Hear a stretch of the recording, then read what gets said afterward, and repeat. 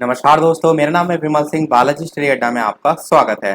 DElEd second semester 2020 के लिए आपका जो सब्जेक्ट है वर्तमान भारतीय समाज और प्रारंभिक शिक्षा, और उसके साथ साथ प्रारंभिक शिक्षा के नवीन प्रयास, तो दोनों का ही एक साथ मिलाकर हमने फास्ट रिवीजन स्टार्ट कर दिया है। और कंप्लीट कोर्स हम आपको 8 पार्ट में जो है वो प्रोवाइड करा रहे हैं। इससे पहले हमने इसका पार्ट नंबर 1 देखा था। यदि आपने पिछला वाला वीडियो नहीं देखा है, साइड में आई बटन में वीडियो आपको मिल जाएगा, उसको अवश्य देख लीजिएगा। इन 8 पार्ट को आप अगर देख लेंगे तो इससे बाहर कुछ नहीं आएगा। ये आपके लिए बहुत ही ज्यादा महत्वपूर्ण पार्ट है। तो चलिए शुरू करते हैं। लाइव टाइमिंग जिनको नहीं पता है वो भी मैं बता देता हूँ। तो फोर्थ सेमेस्टर की टाइमिंग जो है सुबह 11 बजे और शाम 8 बजे की है, और सेकंड सेमेस्टर की टाइमिंग दोपहर के 11 बजे है। तो ये वीडियो हम दोपहर के 11 बजे जो है वो देख रहे हैं। तो चलिए शुरू करते हैं। सबसे पहले बात करते हैं बनारस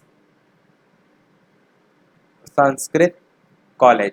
यहाँ से आपका जो प्रश्न पूछा जाता है वो पूछा जाता है इस बहुविकल्पी के रूप में। तो बनारस संस्कृत कॉलेज की सबसे पहले तो स्थापना कब हुई, तो आप कहेंगे 1791 में। दूसरी चीज यहाँ पर किसके द्वारा, तो जोनायल डंकन जो है इनके प्रयासों के आधार पर कह सकते हैं, या डायरेक्ट आप कह सकते हैं कि इनके ही कारण जो है वो हुई बनारस संस्कृत कॉलेज की स्थापना। इसमें मनुस्मृति जो है उस पर आधारित हिंदू कानूनों की शिक्षा देकर जो अंग्रेज थे उनके लिए हिंदू सलाहकार तैयार करना इसमें मेन लक्ष्य रखा गया था। फिर से मैं अपनी बात को रिपीट कर रहा हूं कि जो मनुस्मृति है उस पर आधारित मनुस्मृति जो है इस पर आधारित जो हिंदू कानून है इसकी शिक्षा देकर जो अंग्रेज थे उनके लिए हिंदू सलाहकार तैयार करना जो है इसमें लक्ष्य रखा गया था। कहीं ना कहीं उनका अपना ही मतलब था अंग्रेजों का, आप ये भी कह सकते हैं। दूसरी बात करते हैं कलकत्ता मदरसा जो है उसके बारे में। कलकत्ता मदरसा, तो कलकत्ता मदरसा भी आपका एक कॉलेज था। इसकी अगर बात करें तो इसकी स्थापना जो है वो वॉरेन हेस्टिंग्स, नाम ध्यान रखिएगा, ये सब आपके प्रश्न वन लाइन में या बहुविकल्पी में बहुत पूछे जाते हैं। वॉरेन हेस्टिंग्स, वॉरेन हेस्टिंग्स जो है इन्होंने कलकत्ता मदरसा कॉलेज की स्थापना 1781 में जो है वो की थी। इसमें क्या मेन पॉइंट याद रखना है, तो ये जो है आपका इस्लाम धर्म और जो मुस्लिम कानून है उसकी शिक्षा से संबंधित था। मदरसा से आप समझ सकते हैं क्योंकि मुस्लिम कालीन शिक्षा में मैंने मकतब और मदरसा पिछले वाले पार्ट में बताया था। तो इसमें आपका इस्लाम धर्म और मुस्लिम कानूनों की शिक्षा देना मेन जो है वो था। इसके अलावा एक और आपका कॉलेज है जिसका नाम क्या है, फोर्ट विलियम कॉलेज। नाम आपने अवश्य सुना होगा क्योंकि ये भी आपसे जो है वो पूछा जाता है। Fort William college. अब फोर्ट विलियम कॉलेज के बारे में आपको क्या पता होना चाहिए, सबसे पहले तो इसकी स्थापना किसके द्वारा, तो लॉर्ड वेलेजली के द्वारा जो है वो स्थापना, लॉर्ड वेलेजली, ये हो गया कि इनके द्वारा। दूसरी चीज की कब, तो सन 1800 आप कहेंगे इसमें लॉर्ड वेलेजली ने फोर्ट विलियम कॉलेज की स्थापना, तारीख आप याद रखना चाहें तो इसकी स्थापना 20 जुलाई, 20 नहीं आपका 10 जुलाई, और सन 1800 को जो है वो उस समय के जो गवर्नर जनरल थे इनका नाम था क्या, लॉर्ड वेलेजली, इन्होंने जो है वो की थी।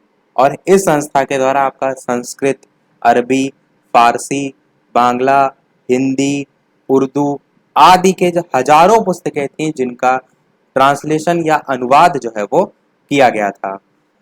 और ये आपको क्या इससे संबंधित याद होना चाहिए कि ये कहाँ पर इसकी स्थापना हुई थी, तो कोलकाता, कोलकाता में स्थित जो प्राच्य विद्याएं हैं, भाषाएं हैं, उनके अध्ययन का ये प्रमुख केंद्र जो है वो था। अब वो प्रश्न जो मैंने पिछले वाले फर्स्ट पार्ट में आपसे पूछा था उसका अंतर, तो मैंने पूछा था आधुनिक शिक्षा का जन्मदाता, ये पूछा था। सभी लोगों का आंसर बिल्कुल सही आया था पर आंसर कम लोगों ने दिया था। ये चीज आप लोग बढ़ाइए कि सभी लोग आंसर दें, जितने भी लोग वीडियो देखें, ताकि मुझे भी पता चले कौन कौन वीडियो देख रहा है, कितने लोग को चीज़ें समझ में आ रही हैं, ये सारी चीज़ें। तो वीडियो का आंसर ज़्यादा से ज़्यादा लोग दिया करिए। तो चार्ल्स ग्रांट जो है आपका सही हो जाएगा। ये मैंने पूछा था पिछले वाले पार्ट में, उसका आंसर। आधुनिक शिक्षा का जन्मदाता चार्ल्स ग्रांट को। तो ये सारे विद्यालय से संबंधित, कॉलेज से संबंधित, यहाँ पर जो पर्टिकुलर हम समझ रहे थे वो समाप्त हुआ। आगे भी हैं आपके विश्वविद्यालय अनुदान आयोग वगैरह, उसको हम आगे देखेंगे। पर यहाँ से अब हम शुरू कर रहे हैं लॉर्ड मैकाले के बारे में। तो यहाँ से जो लॉर्ड मैकाले हम शुरू कर रहे हैं, ये सारी चीज़ें एक दूसरे से इंटरलिंक हैं। तो आप इसको रटने से ज़्यादा क्या करना है, आपको समझना है। तो लॉर्ड मैकाले को पढ़ने से पहले यहाँ से सबसे पहले जो आपका घोषणा पत्र आया था वो आया था 1813 का घोषणा पत्र। देखिए, शिक्षा में आप देखते हैं अलग अलग समय पर सारी चीज़ें चेक की जाती हैं, क्या कमी है क्या नहीं। तो उसी के आधार पर 1813 का घोषणा पत्र आया, और इसमें जो शिक्षा पर राशि खर्च की जाती है, अलग अलग समय में अलग अलग होता है, वर्तमान में भी इस समय अलग है। तो इसमें जो राशि घोषित की गई वो थी 1 लाख रुपए। और यहीं से जो आपका मेन मुद्दा विवाद उत्पन्न हुआ वो इस 1 लाख रुपए की धनराशि से उत्पन्न हुआ। कैसे? ये 1 लाख रुपए की जो धनराशि है उसमें ये नहीं बताया गया कि उस समय दो विचारधारा के लोग थे, एक प्राच्य और एक पाश्चात्य। तो ये 1 लाख रुपए की धनराशि किन पर खर्च की जाएगी वो जो है नहीं बताया गया। कौन कौन? एक आपका प्राच्य विचारधारा और एक आपका पाश्चात्य विचारधारा। तो अभी हम 1813 के घोषणा पत्र की बात कर रहे हैं। लॉर्ड मैकाले इसके बाद आएंगे। हेडिंग मैंने इसलिए लिख दी है ताकि आपको समझ में आए कि कहाँ से इनका रोल स्टार्ट हुआ है। तो प्राच्य विचारधारा वाले लोग ये चाहते थे कि जो शिक्षा है उसका माध्यम हमारी हिंदी भाषा हो, मातृभाषा हो। तो प्राच्य विचारधारा वाले लोग हिंदी या कह सकते हैं मातृभाषा पर जोर जो है वो देते थे। परंतु पाश्चात्य विचारधारा वाले लोग ये चाहते थे कि हिंदी ऐसी भाषा है जो ज़्यादा जगह नहीं बोली जाती है। इंग्लिश जो है वो एक व्यापक रूप से फैली भी हुई है। तो अगर हिंदी आप बोलते रहेंगे तो आप पिछड़ जाएंगे। इसलिए पाश्चात्य विचारधारा वाले लोग जो है इंग्लिश को समर्थन देते थे, और ये चाहते थे कि भाषा का माध्यम अंग्रेजी जो है वो बने। अब ये जो 1 लाख रुपए की धनराशि थी, ये 1813 के घोषणा पत्र में ये नहीं बताया गया था कि ये आपकी प्राच्य विचारधारा वाले लोगों के लिए है या पाश्चात्य विचारधारा वाले लोगों के लिए। तो ये जो आपका यहाँ से विवाद उत्पन्न हुआ प्राच्य और पाश्चात्य में से किसके लिए धनराशि हो, तो यही आपका प्राच्य और पाश्चात्य विवाद के रूप में भी या विवाद के नाम से भी जाना जाता है। प्रश्न आपसे पूछा जा सकता है कि प्राच्य पाश्चात्य विवाद क्या था। अब देखते हैं आगे की कहानी। आगे की कहानी ये है कि कोई भी आपका पत्र आता है, घोषणा पत्र आता है, या कंपनी का ये 1813 का घोषणा पत्र आया, आगे चलकर क्या होता है, समय के अनुसार उसमें काफी जो चेंजेस हैं वो करने पड़ते हैं। तो कंपनी क्या करती है, वो जो पत्र है, घोषणा पत्र है, उसका फिर से पुनरावर्तन करती है, चेक करती है क्या चीज उसमें कमी रह गई, क्या संशोधन की आवश्यकता है। जैसे कि राष्ट्रीय शिक्षा नीति को लेकर आप देख सकते हैं कि पहले आपकी 1986 में आई थी, फिर संशोधित हुई आपकी, तो वही अभी भी आई 2020 में भी। तो समय समय पर क्या होता है, उसमें संशोधन होता है। तो इस 1813 का जो घोषणा पत्र था कंपनी का, इसमें एक बार फिर से पुनरावर्तन हुआ, और कितने साल बाद? 20 साल बाद।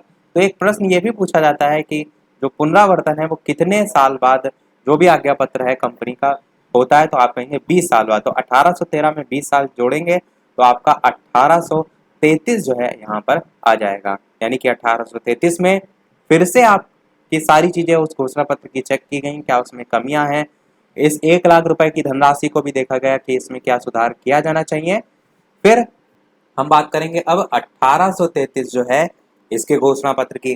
तो 1833 के घोषणा पत्र में सबसे पहले आपको यह पता होना चाहिए कि ये जो लॉर्ड मैकाले हैं, लॉर्ड मैकाले जो हैं, इनको प्रथम कानूनी सदस्य के रूप में जो है वो नामित किया गया।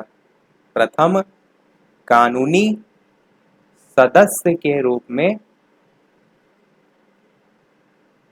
नामित किया गया। किसमें किया गया? 1833 के आज्ञा पत्र में। अब 1833 का जो आज्ञा पत्र था इसमें क्या सुधार किया गया?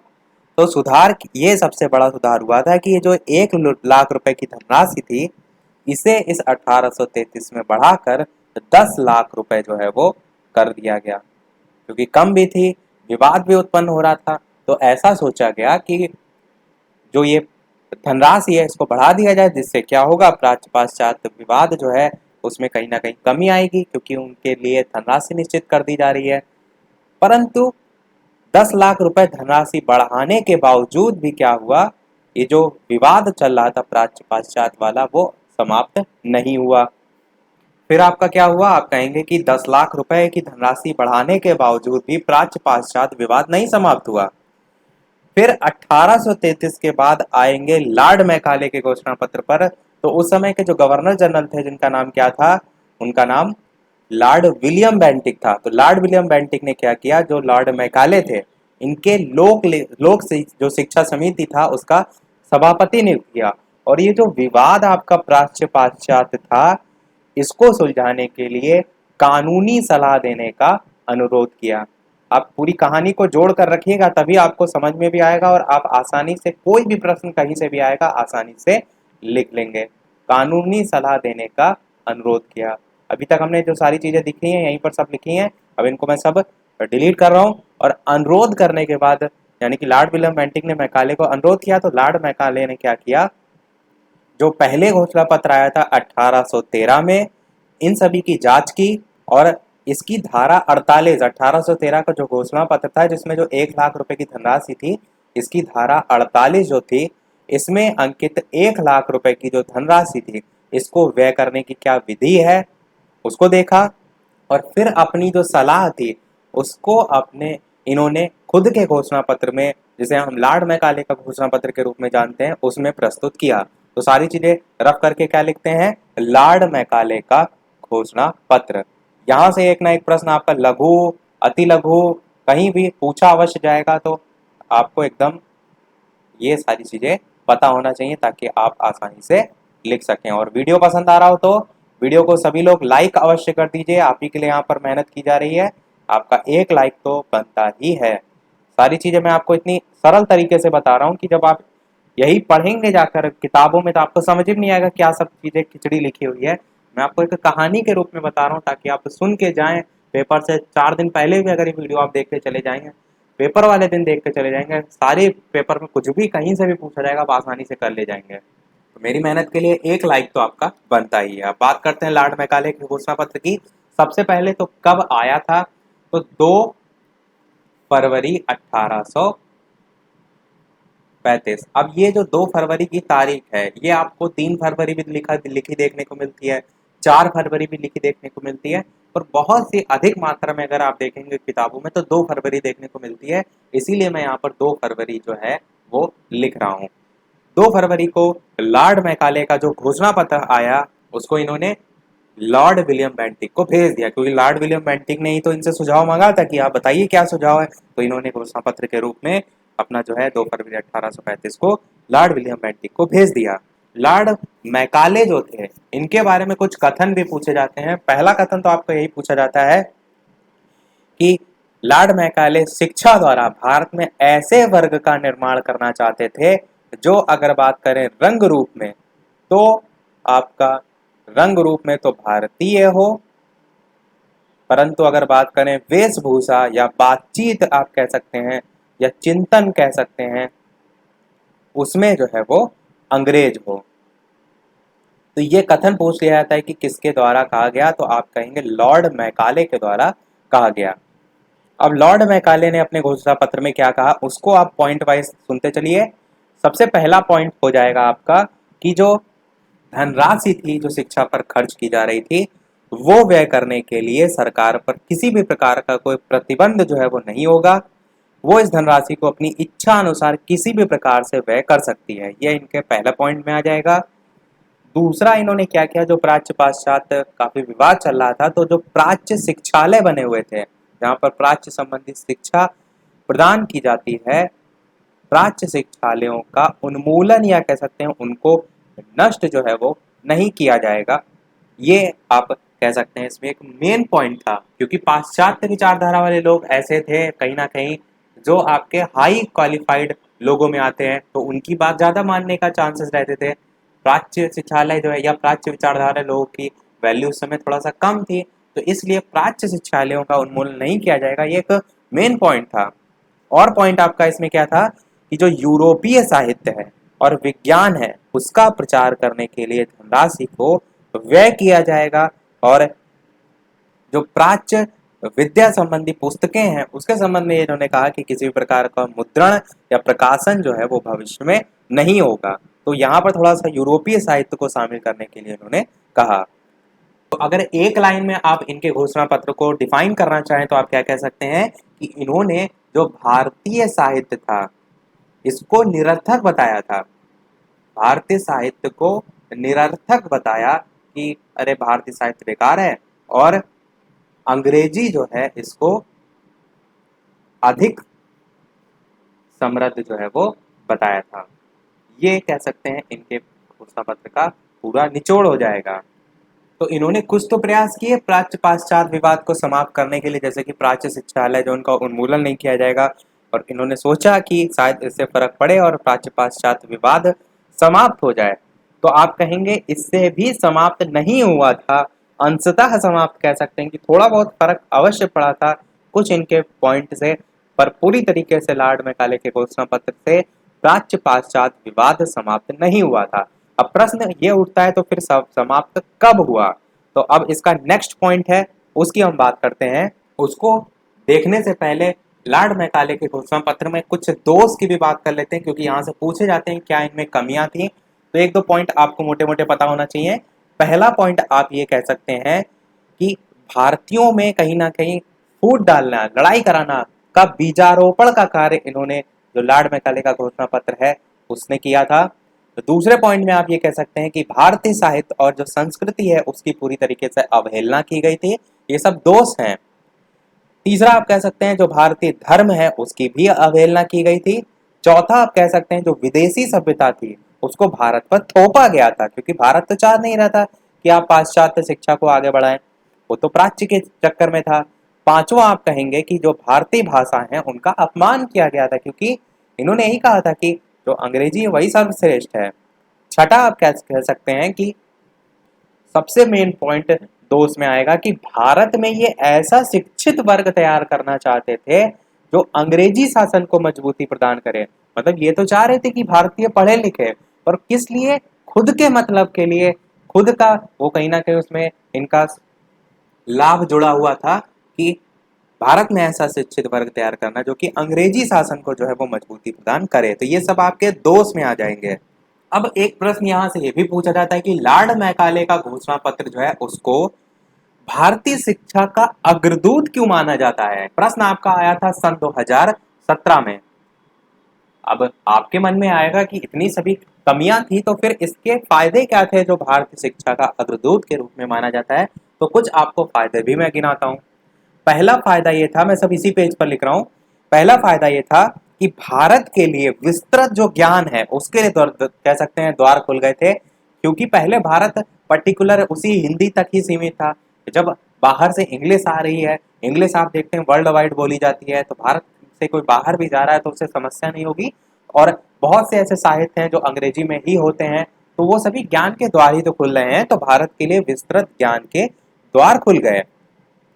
दूसरे पॉइंट को आप कहेंगे कि भारत जो है उसकी आधुनिक शिक्षा संरचना का भी तो शिलान्यास हो गया, कि भारत तो अपने पुराने ढर्रे पर ही चल रहा था, पर लॉर्ड मैकाले जिसने अंग्रेजी को इतना जोड़ दिया, कहीं ना कहीं आधुनिक जो शिक्षा आपकी संरचना है उसका भी तो शिलान्यास हुआ। बाकी सब जगह वो चीज ऑलरेडी चल रही है, यहाँ पर नहीं चल रही है, तो उसको भी एक पॉजिटिव के रूप में आपको मेन लाभ गिनाने होते हैं, तो आपको उस पर्टिकुलर पॉइंट को जो है यहाँ पर बताना होता है। तीसरे पॉइंट के रूप में आप कह सकते हैं कि भारत अपने जो अधिकार थे उसके लिए भी तो जागृत हो गए। जैसे कि क्या होता है, आपसे कोई चीज लगातार विरोध किया जाए कि आपको नहीं इंग्लिश ही पढ़नी है, आप केवल इंग्लिश ही भाषा का यूज करें, तो धीरे धीरे भारतीय क्या वो इकट्ठा हुए किसके लिए? विरोध करने के लिए। तो भारत में एकता की भावना भी तो उससे आ रही है। इसके संबंध में ऐसा भी कहा जाता है कि अगर ये जो सारी चीजें आई थी अगर ना हुई होती तो भारत में स्वतंत्रता संग्राम कभी छिड़ता ही नहीं। ये भी इसके अंतर्गत एक पॉइंट पॉजिटिव में जो है वो लिया जाता है। और चौथा और लास्ट पॉइंट आप ये भी लिख सकते हैं कि भारतीयों विज्ञान और टेक्नोलॉजी उसके प्रति भी जागृत हो गई, कहीं ना कहीं उसके सेंस में भी आप कह सकते हैं।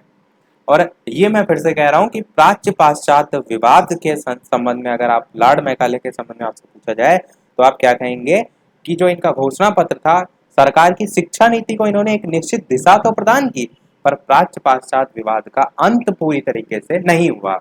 इसको सब डिलीट करते हैं। अब बात करते हैं अंत की।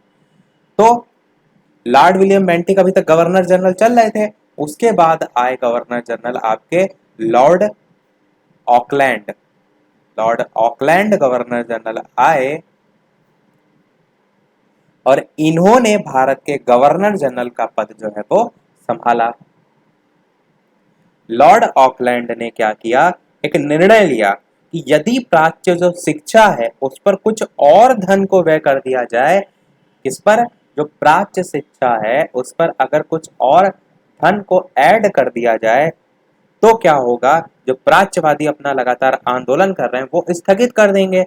और इसलिए तत्कालीन जो गवर्नर जनरल लॉर्ड ऑकलैंड थे, इन्होंने अपने विवरण पत्र में, इनका विवरण पत्र कब आया, इनका आया 1839 में, 1835 के बाद 4 साल बाद आया, जिसे हम 1839 का लॉर्ड ऑकलैंड का घोषणा पत्र जो है उसके नाम से जानते हैं। और इनके आज्ञा पत्र में क्या किया गया, सबसे पहला पॉइंट कि जो प्राच्यवादी थे इनकी शिक्षा पर जो व्यय था उसमें वृद्धि कर दी गई।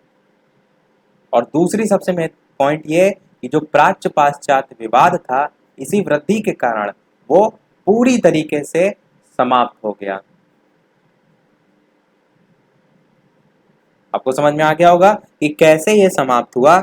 इसमें शिक्षा पर और ज्यादा वृद्धि कर दी गई और इसमें जो वृद्धि है वो बताई जाती है कि प्राच्यवादियों की प्रति वर्ष 31,000 की अतिरिक्त धनराशि देने की घोषणा जो है वो की गई। और इसी घोषणा ने जो प्राच्यवादी थे उनको प्रसन्न कर दिया और इसी से जो लंबे समय से विवाद चला आ रहा था वो समाप्त हो गया।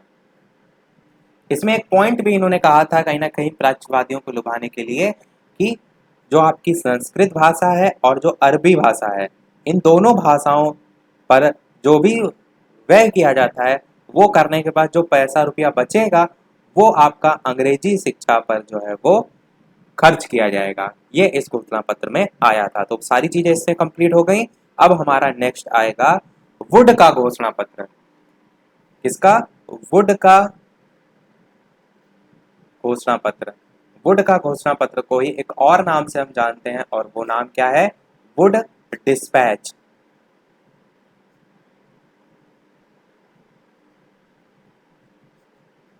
वुड डिस्पैच सबसे पहले आपको तारीख पता होना चाहिए, 19 जुलाई 1854। और वुड का घोषणा पत्र देखने से पहले जो अभी लॉर्ड मैकाले जो है इनका मैंने निस्यंदन सिद्धांत पहले बता दिए थे, यहाँ पर एक बार फिर से बता देता हूँ क्योंकि सारी चीजें हम बात कर रहे हैं लॉर्ड मैकाले का निस्यंदन सिद्धांत, और इसी को हम फिल्ट्रेशन थ्योरी के नाम से भी जानते हैं। ये क्या था इसको भी समझ लीजिए। तो इसमें लॉर्ड मैकाले का ये मानना था कि आपका जो उच्च वर्ग है उसे आप अगर शिक्षित कर देंगे तो उससे प्रभावित होकर निम्न वर्ग जो है उनकी संस्कृति शिक्षा से प्रभावित होकर स्वयं ही जो है वो शिक्षित हो जाएगा।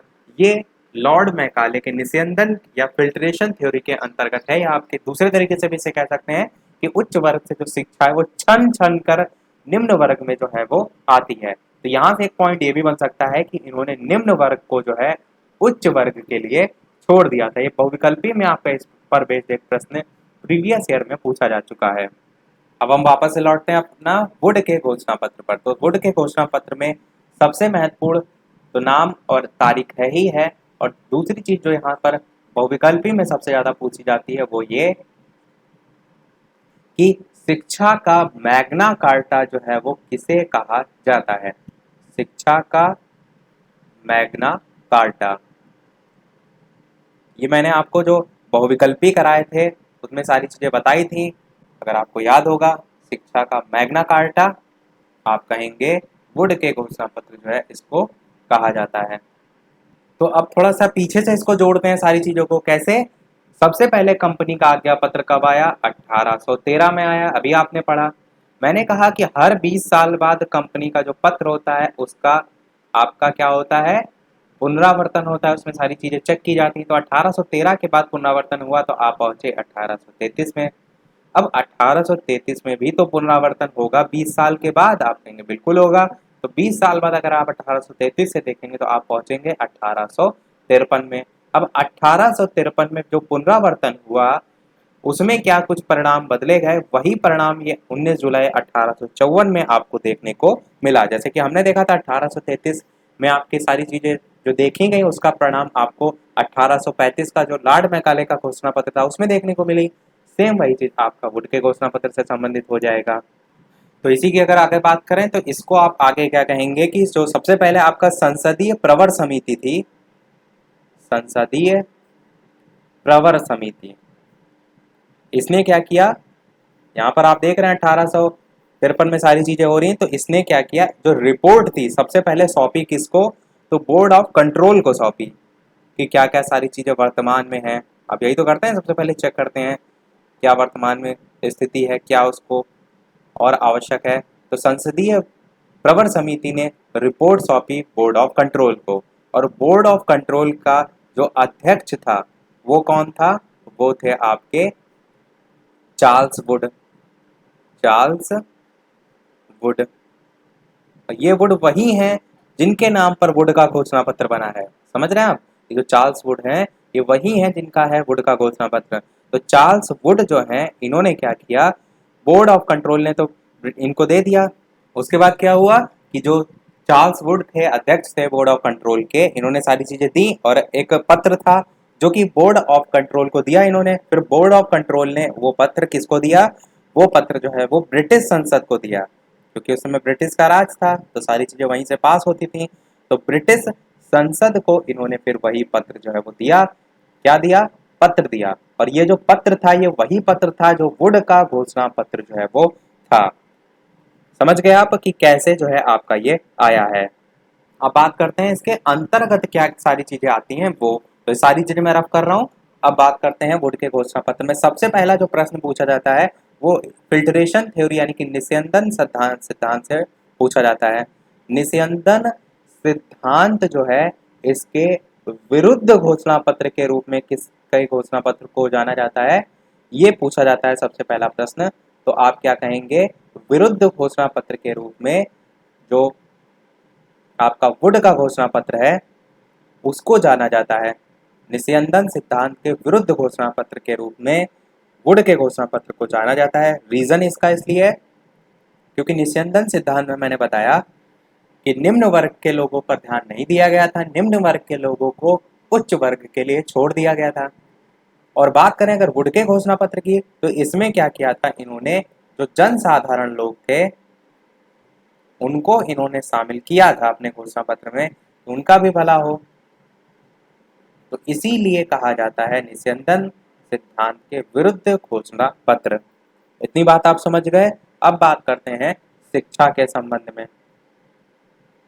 तो शिक्षा में अगर भाषा की बात करें तो हिंदी यानी कि देसी भाषाएं आप कह सकते हैं इसी को दूसरी भाषा में, और आपका इंग्लिश, दोनों ही भाषाओं में शिक्षा पर इन्होंने जो है अपने घोषणा पत्र में बात कही। शिक्षा की बात हो गई। अब बात करते हैं दोष या कमी की। तो दोष आप क्या कह सकते हैं इसमें? सेम वही लॉर्ड मैकाले वाले दोष यहाँ भी आप कह सकते हैं कि भारतीयों को यहाँ पर इस उद्देश्य से शिक्षा देने का मेन मकसद रखा गया था कि ब्रिटिश शासन को और मजबूत सहयोग मिले। जो भी आपकी शिक्षा की बात की जा रही थी वो कहीं ना कहीं वो अपने मतलब के लिए थी कि जो भारतीय वो पढ़े लिखे हैं और उनमें जो अधिक पढ़े लिखे हैं उनको ब्रिटिश शासन में ही शामिल कर लिया जाए। और इसमें आगे ये भी देखने को मिला कि लोग नौकरी पाने के लिए शिक्षा ग्रहण भी करने लगे। तो ये इसमें एक दोष के अंतर्गत आता है। मैं कुछ ही पॉइंट इसलिए बता रहा हूँ कि मेन मेन आप याद रखें और अपने लैंग्वेज में जो है उसे लिख सकें। अच्छा, एक चीज़ मैं और यहाँ पर क्लियर कर दूं कि डीएलएड सेकेंड सेमेस्टर का कोर्स मैं ऑलरेडी सभी चीज़ें करा चुका हूँ। MCQ हो गए, या आपके वन लाइनर हो गए, या आपके प्रीवियस ईयर पेपर हो गए, या आप कह सकते हैं कि जो फास्ट रिवीजन है वो तक हम ऑलरेडी करा चुके हैं। ये जो हम करा रहे हैं ये फिर से 2020 के लिए लेटेस्ट करा रहे हैं। अगर आपको पहले के क्वेश्चन देखने हो तो आप वीडियो के डिस्क्रिप्शन में देख सकते हैं। टेलीग्राम चैनल पर सभी प्लेलिस्ट की आपको लिंक मिल जाएगी, और उसके साथ साथ प्लेलिस्ट में जाकर भी देख सकते हैं। डायरेक्ट यूट्यूब पर भी बालाजी स्टडी अड्डा सेकंड सेमेस्टर करके भी सर्च कर सकते हैं।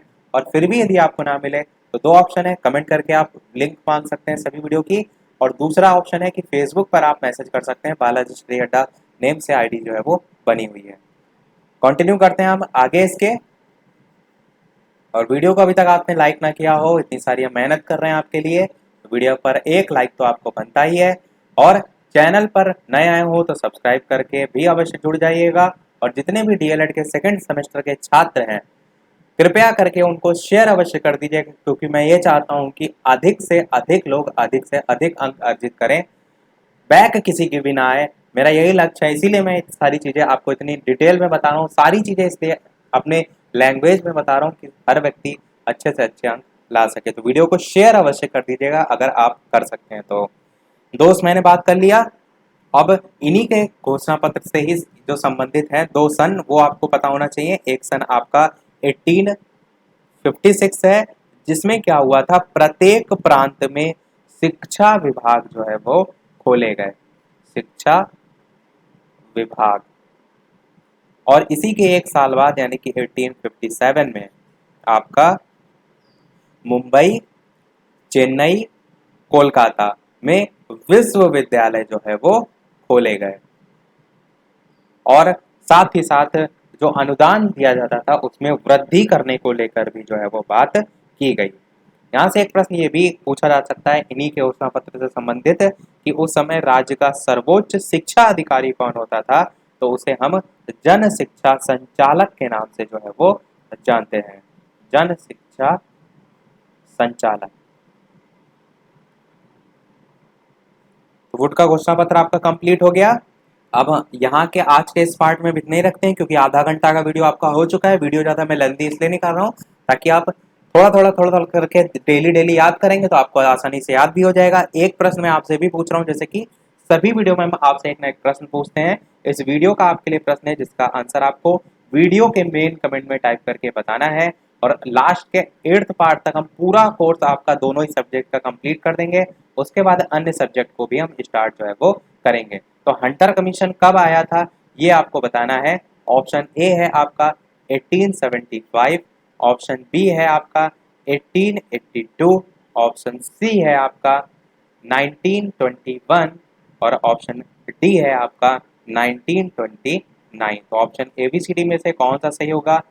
सभी लोग अपना उत्तर अवश्य दीजिएगा। आपके उत्तर टाइप करने से भी कहीं ना कहीं चीज़ें आपको याद होती हैं, और अगर आपको तारीख भी याद है कि किस तारीख को हुआ था तो भी अवश्य बताइएगा। और हंटर कमीशन के बारे में अगर आपको थोड़ी भी जानकारी तो अवश्य बताइए, क्योंकि नेक्स्ट जो आपका पार्ट नंबर 3 होगा इसी टॉपिक से हम स्टार्ट करेंगे, जिसमें हंटर कमीशन, गोखले विधेयक, हटांग समिति, लार्ड कर्जन, कोठारी आयोग और भी हम बहुत सी सारी चीजें जो है वो देखेंगे। तो सभी लोग लाइव दोपहर के 3 बजे जो है वो आ जाइएगा। आपके लिए बहुत ही ज्यादा वीडियो हेल्पफुल होगा। तो आज वीडियो में इतना ही। फिर वीडियो पसंद आया हो तो लाइक अवश्य कीजिएगा, चैनल पर नए आए हो तो सब्सक्राइब जरूर कीजिएगा। फिर चलिए मिलते हैं अगले वीडियो में नए टॉपिक के साथ। तब तक के लिए नमस्कार। Thank you for watching.